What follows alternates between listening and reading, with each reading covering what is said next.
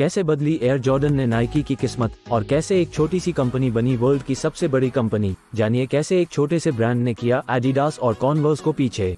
तो दोस्तों, इस मूवी के शुरू में हम एक स्कॉट वैकारो नाम के आदमी को देखते हैं जो नाइकी में काम करता है और जिससे नाइकी की बिक्री बढ़ाने का काम मिलता है। ये 1984 की बात है जब मार्केट में दो हाई ब्रांड चलते थे, एक कॉन्वर्स जिसका मार्केट शेयर 54% था और दूसरा एडिडास जिसका मार्केट शेयर 29% था। इसके बाद आता है नाइकी का मार्केट शेयर सिर्फ 17% था। उसमें भी लोग सिर्फ कॉन्वर्स और एडिडास के शूज डालने पसंद करते थे। बास्केटबॉल गेम में भी सभी कॉन्वर्स और एडिडास के जूते ही डालना पसंद करते थे और एडिडास और कॉन्वर्स की कंपनी इतनी बड़ी थी जिस कारण वो सभी प्लेयर्स को स्पॉन्सर करके अपने ही जूते डलवाते थे। और दूसरी तरफ नाइकी का बजट कम होने की वजह से वो सिर्फ 2 से 3 प्लेयर्स की ही स्पॉन्सरशिप खरीद कर सिर्फ उन्हें ही अपने जूते डलवाते थे। नाइकी की बोर्ड मेंबर की मीटिंग के बाद उनका बजट प्लेयर्स की स्पॉन्सरशिप के लिए $2,50,000 आए, पर इस बार वो $2,50,000 में 2 से 3 प्लेयर्स की जगह 4 से 5 छोटे खिलाड़ी खरीदने का सोचते हैं। पर स्कॉट ये करने में बिल्कुल भी इंटरेस्टेड नहीं था और उसके दिमाग में कुछ और ही चल रहा था।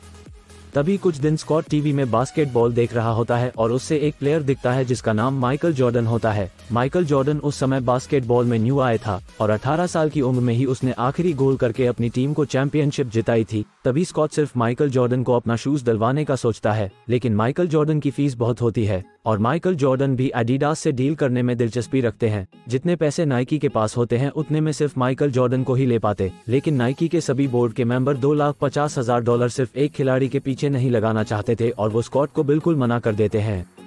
पर स्कॉट भी सिर्फ माइकल जॉर्डन के बारे में सोचता है और माइकल के मैनेजर से बात करके उसके साथ मीटिंग के लिए कहता है, लेकिन उसका मैनेजर कहता है कि माइकल की एडिडास और कॉन्वर्स से मीटिंग होने जा रही है और माइकल नाइकी के साथ मीटिंग नहीं करना चाहता है और ये कहकर फोन रखता है, जिसे नाइकी को माइकल की मीटिंग भी नहीं मिलती। लेकिन तब भी स्कॉट नहीं रुकता और वो जॉर्डन की बदले उसकी माँ के घर चला जाता है। नॉर्थ कैरोलिना में ये काम बिल्कुल ही इलीगल होता है और ऐसा करने की वजह से स्कॉट को जेल भी हो सकती थी और उसकी जॉब भी जा सकती थी, लेकिन वो फिर भी माइकल के घर जाके उसकी माँ से मिलता है और उन्हें समझाता है कि उन्हें एडिडास और कॉन्वर्स से अच्छी डील तो नहीं दे सकते, पर वो माइकल के शूज को एक स्पेशल शूज का नाम दे सकते हैं जिसे माइकल आने वाले समय में हमेशा याद रखा जाएगा और वो अपने इस शूज से पूरी दुनिया में अलग दिखेगा। और आगे ऐसी ही कुछ बातें से माइकल की माँ थोड़ी खुश होती है और नाइकी को अपने बेटे के साथ मीटिंग की इजाजत देती है।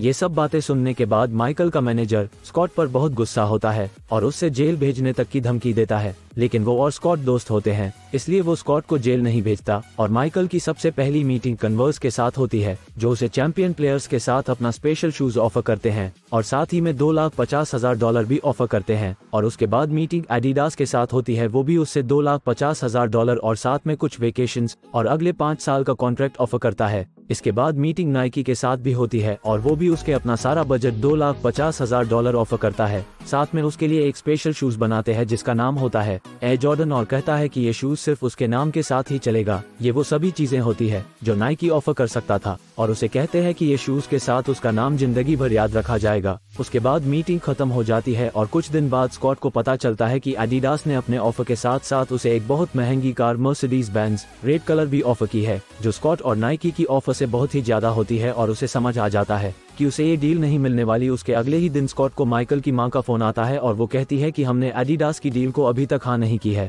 और उन्हें नाइकी के साथ डील करने में खुशी होगी। ये सुनकर स्कॉट काफी खुश हो जाता है, पर वो एक शर्त रखती है कि अगर नाइकी उसे एयर जॉर्डन के हर जूते में से कुछ परसेंटेज देगा तो वो नाइकी की डील एक्सेप्ट कर लेगी। लेकिन स्कॉट को पता होता है कि ये करना पॉसिबल नहीं है, जिस कारण उनकी डील नहीं हो पाती। स्कॉट ये सारी बात जाके अपने सीईओ को बताता है और सीईओ स्कॉट से पूछते हैं कि तुम्हें कितना भरोसा है माइकल जॉर्डन पर, जिसके जवाब में स्कॉट कहता है कि उसे पूरा भरोसा है माइकल पर और उसका सीईओ ये डील को एक्सेप्ट कर देता है। ये करने से उसके सीईओ की भी जॉब खतरे में आ जाती है, लेकिन वो कहता है कि मुझे तुम्हारे पर पूरा भरोसा है और वो ये डील एक्सेप्ट कर देता है। इससे बाद स्कॉट माइकल की सारी शर्तें मान लेता है जिसे वो सब खुश हो जाते हैं। जो शूज नाइकी ने माइकल जॉर्डन के लिए डिजाइन किया होता है उसमें व्हाइट कलर कम होने की वजह से हर मैच में $5,000 का फाइन होता है, लेकिन उसमें भी रिस्क लेने के लिए नाइकी रेडी हो जाता है और सारा फाइन भरने के लिए तैयार होता है, पर वो अपने शूज का कलर चेंज नहीं करते। उसके बाद वो सब एयर जॉर्डन शूज की सेल्स में पहले साल ही अपनी कंपनी को $3 मिलियन का टारगेट देते हैं, लेकिन पहले ही साल में एयर जॉर्डन नाइकी को $162 मिलियन की सेल्स देता है। वो शूज पूरी दुनिया में इतनी हाई डिमांड में आ जाता है कि देखते ही देखते कुछ ही सालों में नाइकी की कंपनी इतनी बड़ी हो जाती है उसके कुछ साल बाद 2003 में नाइकी कॉन्वर्स ब्रांड को भी खरीद लेती है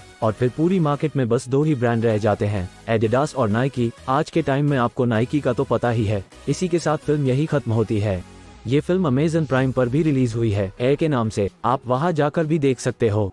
पर आपको ये एक्सप्लेनेशन कैसी लगी ये हमें कमेंट करके जरूर बताएं और आपको ये स्टोरी पसंद आई तो चैनल को लाइक करें, सब्सक्राइब करें।